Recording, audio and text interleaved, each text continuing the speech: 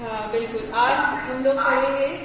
ठीक है, कल हमने कारक पता किया कि कारक कहते किसे हैं। ठीक है, कल हमने क्या देखा, कारक की परिभाषा कि कारक किसे कहते हैं। ठीक, कारक, फिर उसके बाद हमने देखा कि कारक के कितने भेद होते हैं। ठीक है, कारक कितने प्रकार के होते हैं, तो कितने प्रकार के होते हैं, 8 प्रकार के होते हैं। कौन कौन से होते हैं ये भी हमने कल जाना। तो बताइए आप लोग, कौन कौन से होते हैं। कर्ता कारक, एक सेकेंड,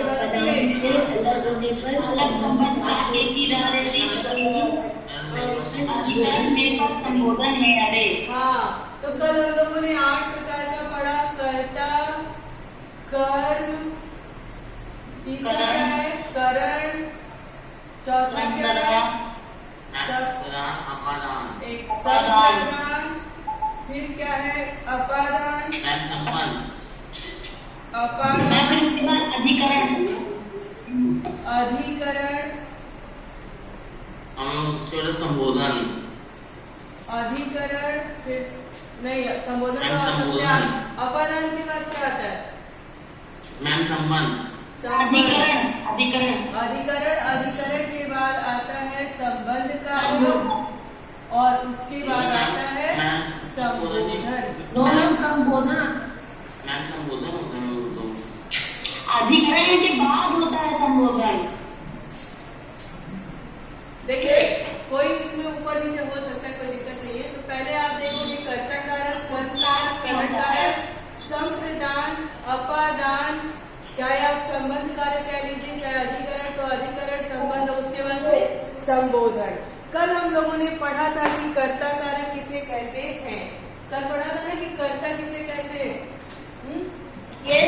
उसके बाद हमने पढ़ा था कि कर्म किसे कहते हैं। अब आज हम क्या पढ़ेंगे कि करण कारक किसे कहते हैं। अच्छा, आप में से कोई बताएगा, किसी का पूर्व ज्ञान है, पिछली कक्षाओं में का याद है कि करण कारक किसे कहते हैं। इससे हमें ये पता चली जब किसी की सहायता से कार्य कर रहे हैं। हाँ, किसी की सहायता से, यानी किसी के द्वारा जब हम कोई कार्य करते हैं तो वहाँ क्या होता है, करण कारक होता है। मदद ले रहे हैं। हाँ, करण कारक, करण कारक में होता है कि जब हम किसी के द्वारा या किसी की सहायता से काम करते हैं, उसको हम क्या कहते हैं, करण कारक कहते हैं। ठीक है, अब जैसे अगर आप कहो, करण कारक एक डेफिनेशन में देखिए कि संज्ञा या सर्वनाम के जिस रूप से क्रिया के साधन का बोध होता है, क्रिया के साधन का, आप समझिए, क्रिया के साधन का, यानी जो क्रिया हम कर रहे हैं, है ना, वो क्रिया किस साधन द्वारा कर रहे हैं, यानी क्रिया के साधन द्वारा। अगर हम आपसे कहें कि कोई उदाहरण एक आप बताइए। मैम दर्जी ने कैंची से कपड़ा काटा। अलग से बताइए कुछ, ये तो बुक में दिया ही है। मैम अपने मन से ना बताए तो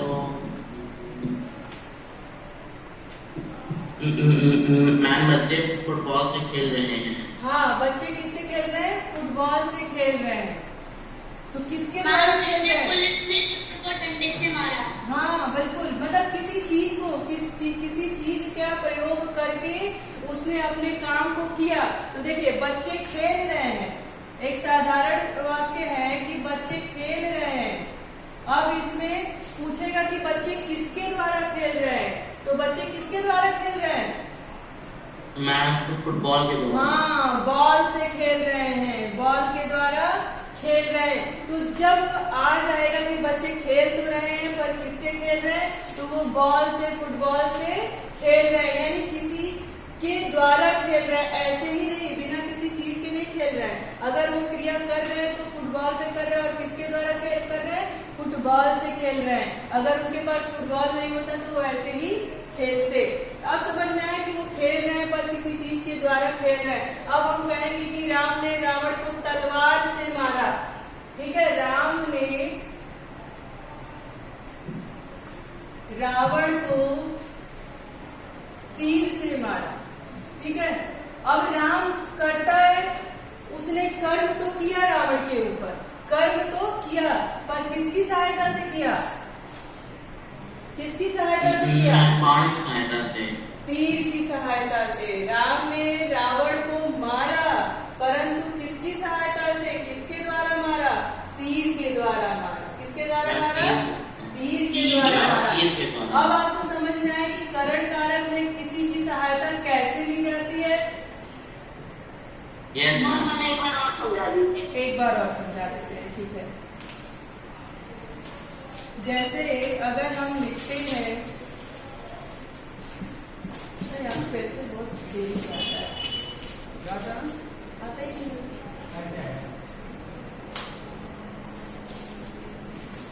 ठीक है, तो अगर हम उदाहरण देते हैं कि राम ने रावण को तीर से मारा। अब जैसे आप जानते हो कि करण कारक में हमें बताया जाता है कि संज्ञा और सर्वनाम के जिस रूप से क्रिया का, जिस रूप से क्रिया के साधन का बोध होता है ना। अब राम क्या है? संज्ञा है कि नहीं है? राम है। तो इसमें बोलता है करण कारक में कि संज्ञा या सर्वनाम में क्रिया में जिस साधन से क्रिया होती है उसको हम करण कारक कहते हैं। अब देखिए, राम हमारा क्या हो गया? कर्ता हो गया। ठीक, ये कर्म किसके ऊपर कर रहा है? रावण के ऊपर कर रहा है। और किसके द्वारा कर रहा है? किसके द्वारा कर रहा है? तीर से द्वारा, यानी तीर से कर रहा है। तो ये कौन सा हो गया? करण कारक हो गया। आया समझ में कि एक वाक्य में कैसे कर्ता भी समझ में आ गया कि कर्ता क्या है, कर्म क्या है और करण कारक क्या है। अब आप कहोगे कि हाँ मैम, बस इसमें ये ध्यान रखना है कि मैम सेंटेंस में कर्ता किसी की सहायता ले रहा है। हाँ, कर्ता किसी की सहायता ले रहा है। कर्ता जो है, जो अपना काम कर रहा है, उसके करने की जो क्रिया है वो किसी की सहायता से कर रहा है। अब यहाँ पे होता कि राम ने रावण को मारा, राम ने रावण को मारा। देखिए, सुनिए, अगर यहाँ पे सिर्फ होता कि राम ने रावण को मारा,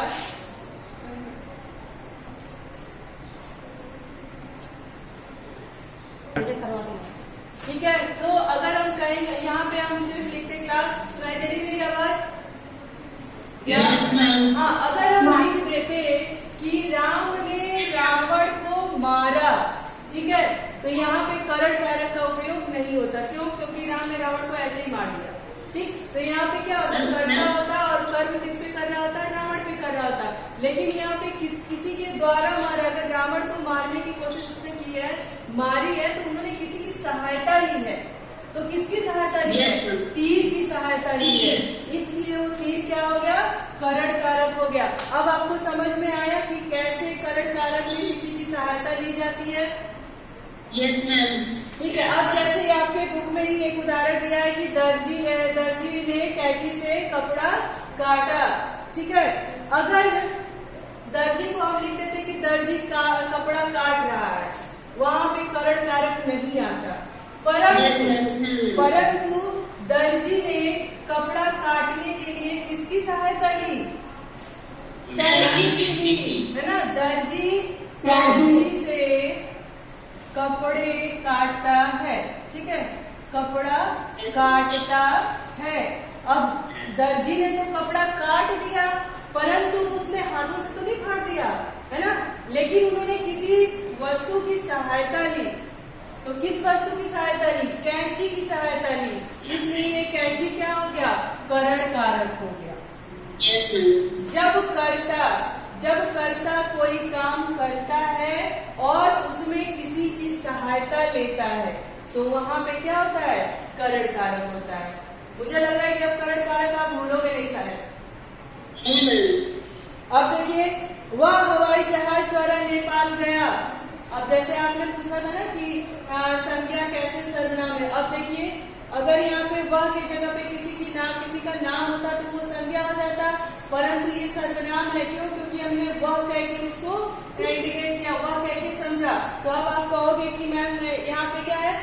जैसे करण कारक में बताया कि संज्ञा या सर्वनाम की क्रिया में किसी साधन का प्रयोग होता है, किसी के द्वारा जब काम किया जाता है या किसी की सहायता ली जाती है उसको हम करण कारक कहते हैं।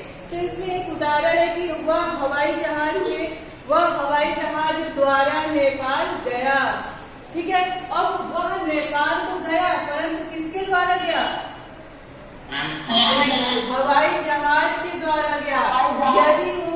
यदि वो नेपाल जाता और पैदल ही चला जाता तब वो किसी की सहायता नहीं लेता, पर वो किसके द्वारा जा रहा है?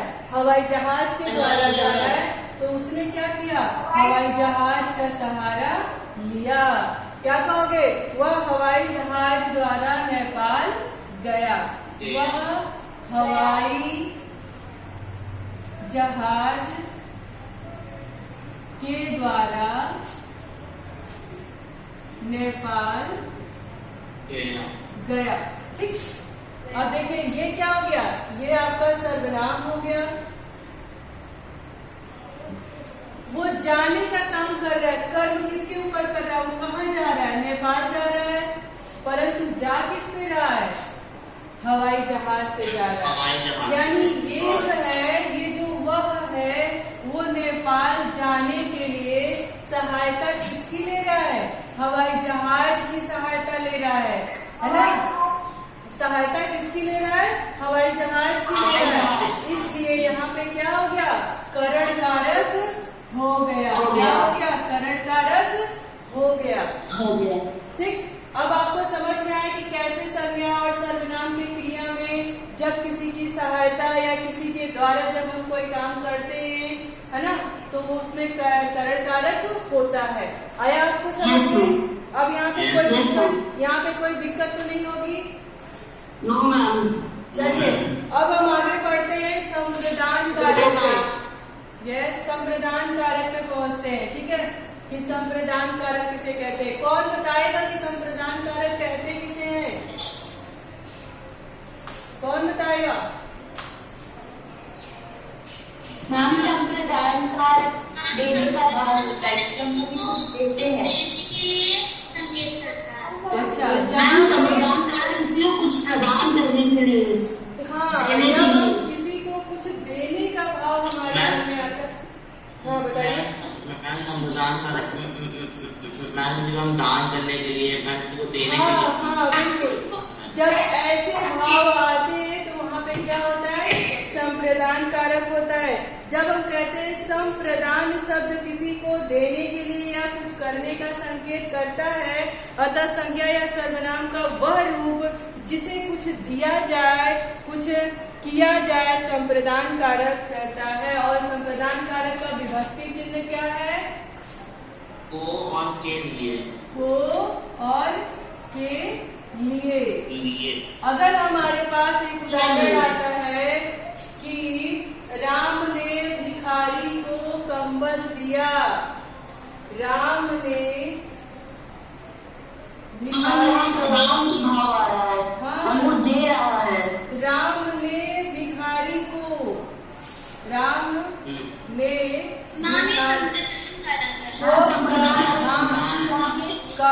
कंबल दे रहा है, दिया।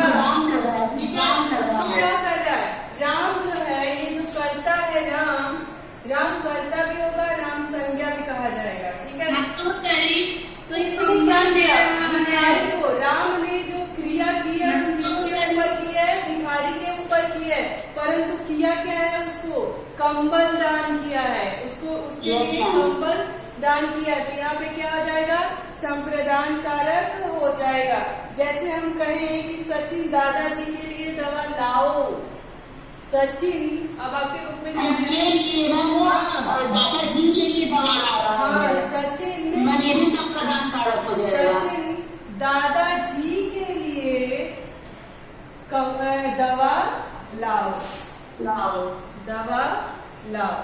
ठीक है, अब देखिए ये सचिन है, क्रिया कर रहा है, तो काम कर रहा है, तो दवा ला रहा है, तो दवा किसके लिए ला रहा है?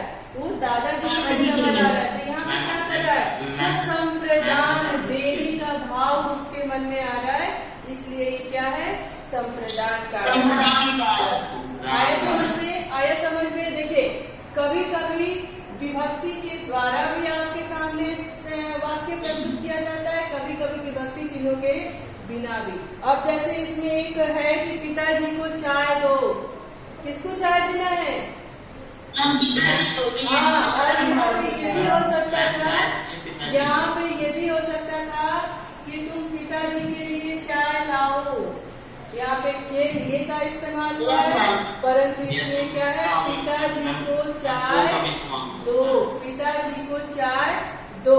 पिछली कक्षा में बहुत सारा इसमें कंफ्यूजन हो गया था, बहुत सारे बच्चे इसको को का चिन्ह देख करके कर्म, 7th में जब आप लोग थे तो इसको कर्म कारक आप लोग लिख कर आए थे। क्यों? क्योंकि आपने कहा था कि ये को है, यहाँ पे कर्म होगा, तो मैंने वहां पे बताया था नहीं ये दे रहा है, इसके अंदर लाने की और देने की भावना है ना। तो अगर इसमें है तो सेंटेंस ऐसे भी समझा जा सकता है कि पिताजी को चाय दो, ठीक। अब आएगा कि वो किसके लिए चाय लाया था, तो वो पिताजी के लिए चाय लाया, तो देने का भाव आया, इसमें देने का भाव आया, इसलिए यहाँ पे संप्रदान कारक।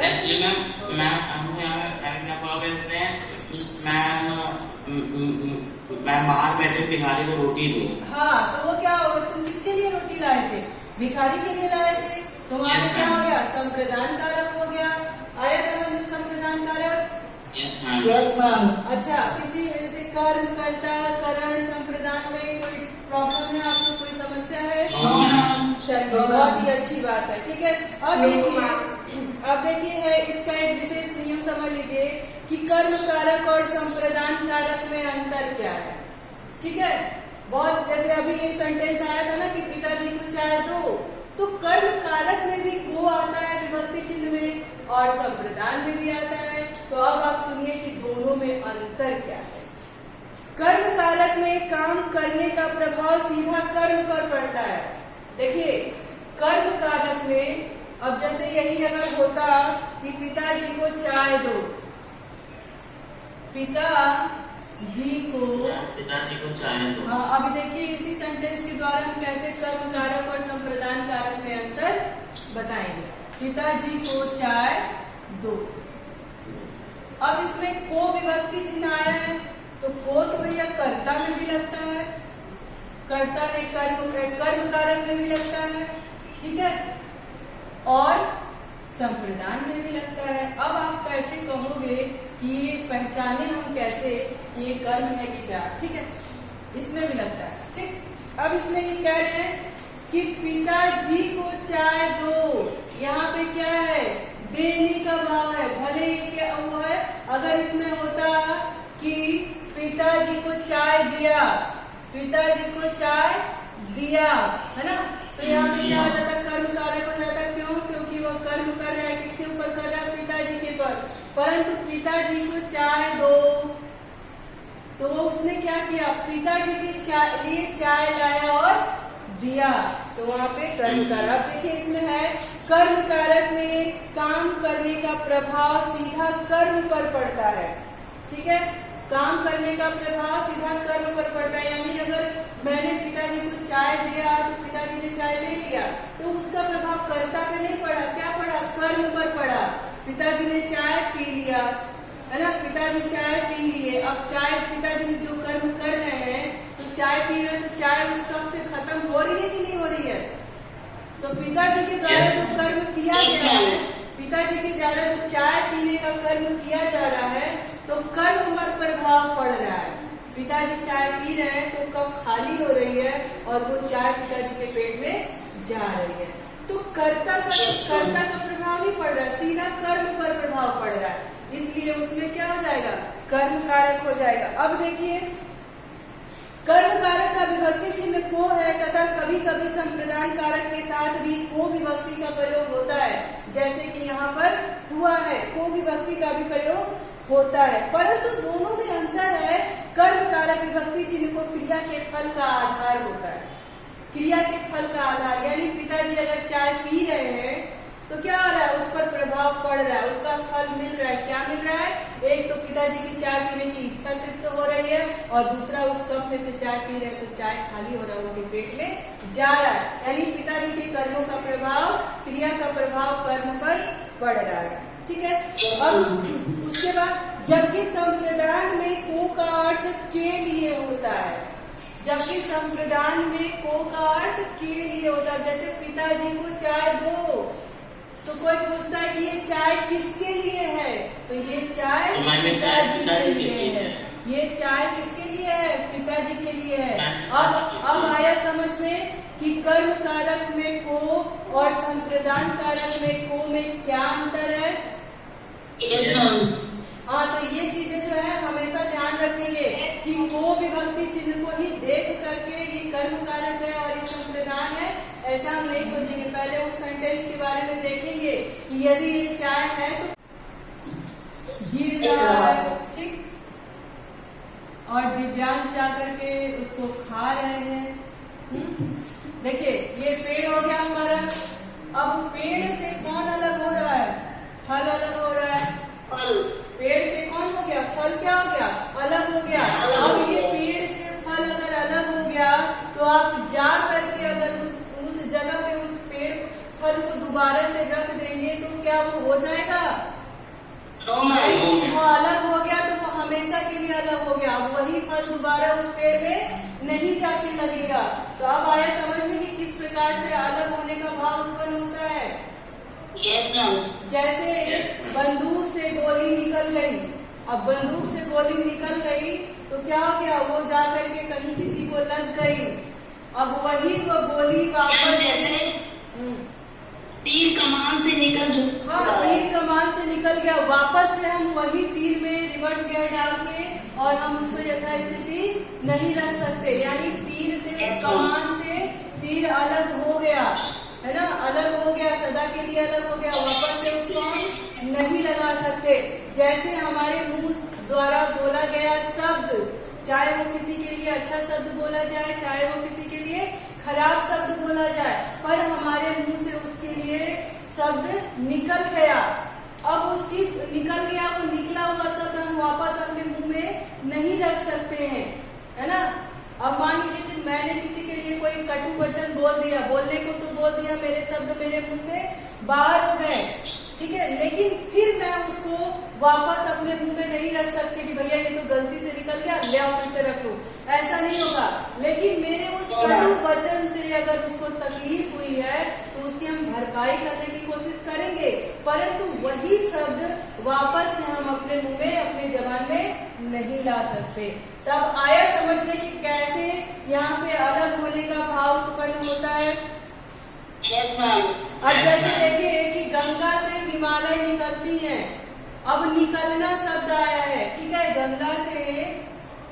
गंगा हिमालय से निकलती है, गंगा हिमालय से निकलती है। अब देखिए ये जो निकलना शब्द है तो गंगा किससे, हिमालय से गंगा अलग हो रही है ना, निकल रही है, तो गंगा हिमालय से अलग हो रही कि नहीं हो रही है? यस मैम, अलग हो रही है तभी वो निकल रही है ना। तो यहाँ पे हिमालय से गंगा अलग हो रही है, यानी वहाँ से उनको अलग होने का भाव उत्पन्न हो रहा है, उनसे बिछड़ने का भाव उत्पन्न हो रहा है, इसलिए क्या है, अपादान कारक है। किसी और को कोई समस्या? नो मैम, सभी लोग बताएंगे कोई और समस्या इसमें, क्योंकि बहुत जल्दी आपका एग्जाम होने वाला है। मेरे को मैम और पूछना है। हाँ बताओ मैम। आपातन काल में मैम हम लोग मैं वो भी कर सकते हैं क्या मैम, तुलना कर सुनीता अमिता से सुंदर है? नहीं, इसमें वो नहीं कर सकते। सुनीता अनिता से सुंदर है, ये तो आपके सेंटेंस में आएगा भी नहीं, ये तो दूसरी बात हो गई, ये तो अलंकार में आ सकता है। और सुनीता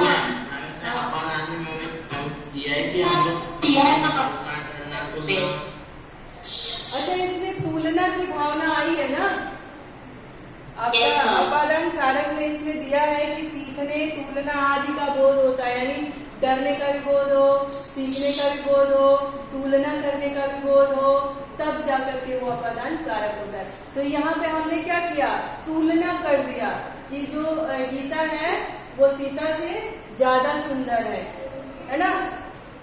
यस मैम। तो जब यहाँ पे हमने तुलना कर दिया तो वहाँ पे अपादान कारक हो गया। अब अगर मैं कहूँ कि वह सांप से डर गया, डरने का काम उसने कर दिया, डर गया, ठीक है। अब वो डर चुका है, देखिए यहाँ पे अलग होने का भी भाव आ रहा है। एक व्यक्ति से डर जो है वो निकला है ना, उसकी भावनाएं डर में तब्दील होकर निकली, वो डर गया, वहां पे अपादान कारक हो गया। वो किससे डर गया, तो वो सांप से डर गया। उसके बाद है कि वह अध्यापक से संगीत सीख रहा है, यानी कुछ ज्ञान अपने आप में ग्रहण कर रहा है। वो कौन सा काम सीख रहा है, संगीत सीख रहा है। वह अध्यापक